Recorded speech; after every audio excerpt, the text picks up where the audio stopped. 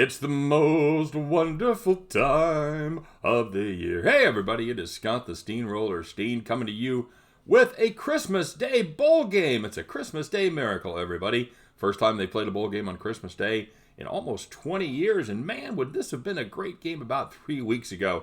We see the runner-up in the Conference USA, Marshall Thundering Herd, squaring up against the runner-up in the MAC Conference, the Buffalo Bulls, two teams that were definitely expected to win their championship games, and neither showed up for those games. This is going to be an interesting contest here. We've got the Camellia Bowl. It's 2:30 p.m. Eastern time, by the way. It is the second game this week, bowl game being played in stadium there in Montgomery, Alabama. Buffalo's a 4-point favorite right here. The total in this game currently sits at, let me just double check and get you the current numbers. It was 60 the last time we checked. I want to make sure, it was 54 the last time we checked. I want to make sure that hasn't adjusted. Yes, as of this evening, Christmas Eve, it is still 54, and the Buffalo line actually has gone up to the Bulls by 4.5. So, as we mentioned up top, this is two teams that are stumbling into the offseason. The Thundering Herd offense has looked more like a tiptoeing Covey the last couple of games, putting up 0 points against Rice and just 13 against UAB. Where do you lay the blame? Well, there's plenty to go around, but you can start at the quarterback position, as often is the case. Freshman quarterback Grant Wells looked great through the first 7 games as Marshall went undefeated. Threw for 64%, 16 touchdowns, and just 4 interceptions. However, in the last 2 games against Rice and UAB, young Master Wells has not been good. He's looked like a freshman quarterback, completing just 45% of his passes, 2 touchdowns, and 5 interceptions. All 5 of those interceptions were in the same game against Rice. That was a truly ugly game. The offense has sputtered both running the ball and throwing the ball, as they've recorded less than 280 yards in both games.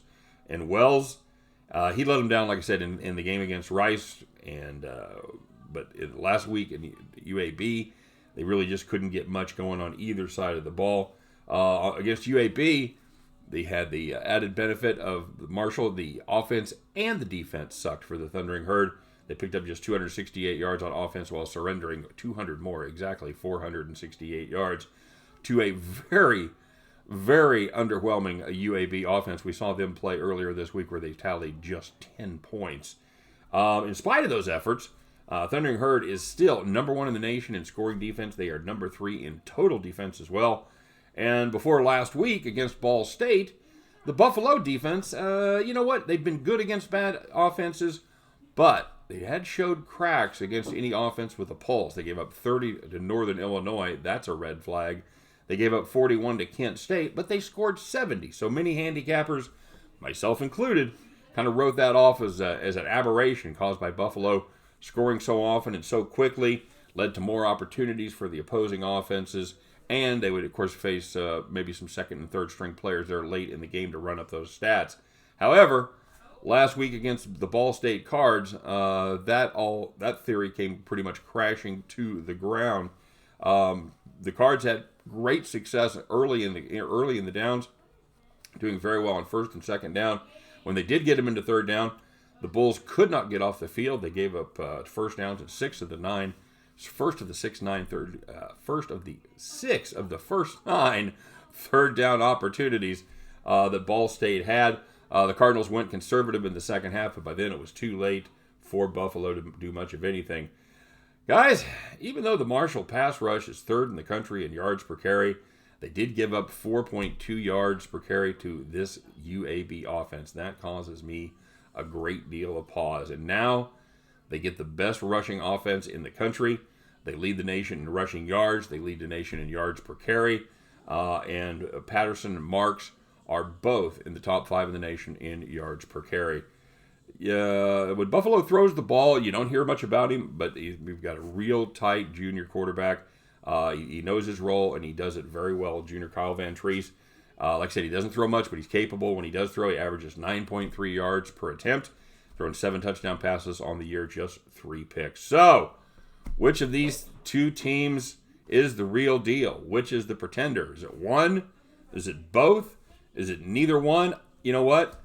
I don't know. I'm going to be honest with you. These are teams that have cost us money. Buffalo the last 2 weeks, and Marshall last week. So we haven't had a real good handle on this losing slide. I thought both of these teams were much better than their recent results. But here's the deal for me.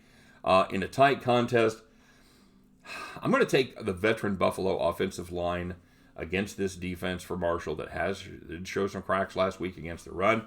They haven't seen anybody that runs the ball nearly as good as Buffalo does.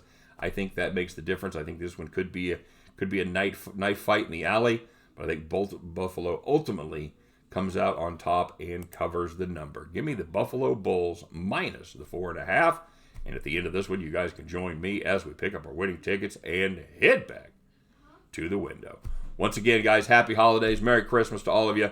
Thanks very much for watching. If you would be kind enough to like and subscribe, we sure appreciate the effort. Good luck on all your plays. We'll see you next time. Bye-bye.